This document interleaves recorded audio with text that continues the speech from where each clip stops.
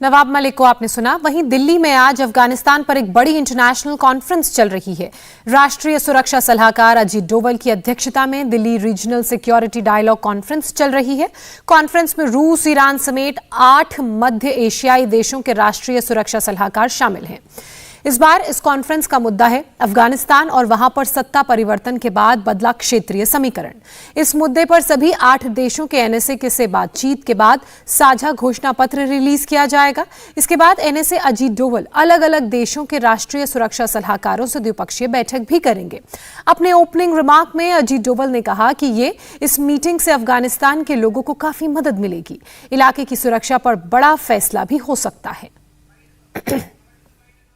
Important implications not only for the people of Afghanistan but also for its neighbors and the region. This is the time for close consultations amongst us, greater cooperation and interaction and coordination among the regional countries. I am confident that our deliberations will be productive, useful and will contribute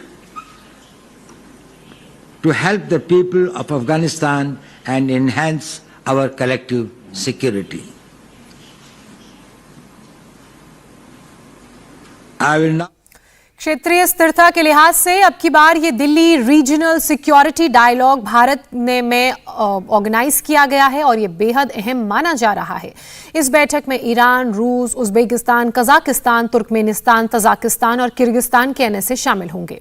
हालांकि पाकिस्तान ने इस अहम meeting में आने से मना कर दिया है, जबकि चीन ने कहा है कि वो शेड्यूलिंग इश्यूज की वजह से इस मीटिंग में नहीं आ पाएगा।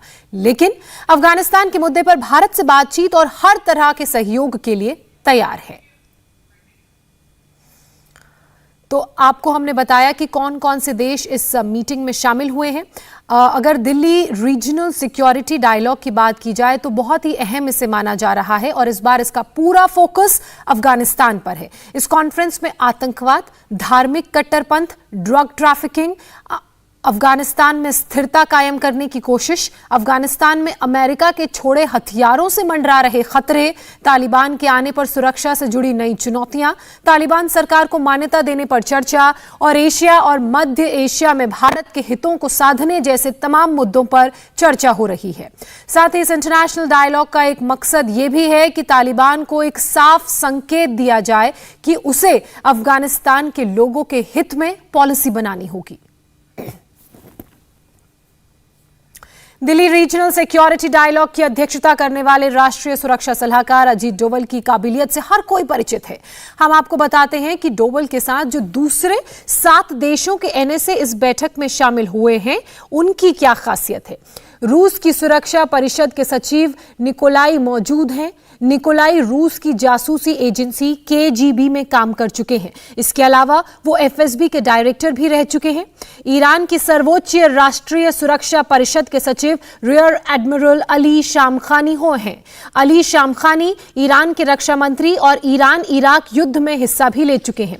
इनके अलावा कजाकिस्तान की राष्ट्रीय सुरक्षा समिति के अध्यक्ष करीम मासीमोव, किर्गिस्तान की सुरक्षा परिषद के सचिव मरात मुकानोविच, इसके अलावा तजाकिस्तान के सिक्योरिटी काउंसिल के सचिव नसरुल्लाह रहमत जोन और तुर्कमेनिस्तान के सुरक्षा मामलों के मंत्रिमंडल उपाध्यक्ष चरमिरत अमावोव अपने अपने देशों की नुमाइंदगी कर रहे हैं।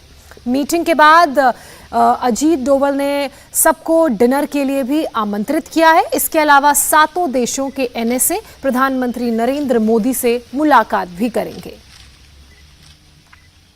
इंडिया टीवी हर वक्त हर जगह डाउनलोड करने के लिए सर्च करें India TV news Google play store या ऐप स्टोर पर।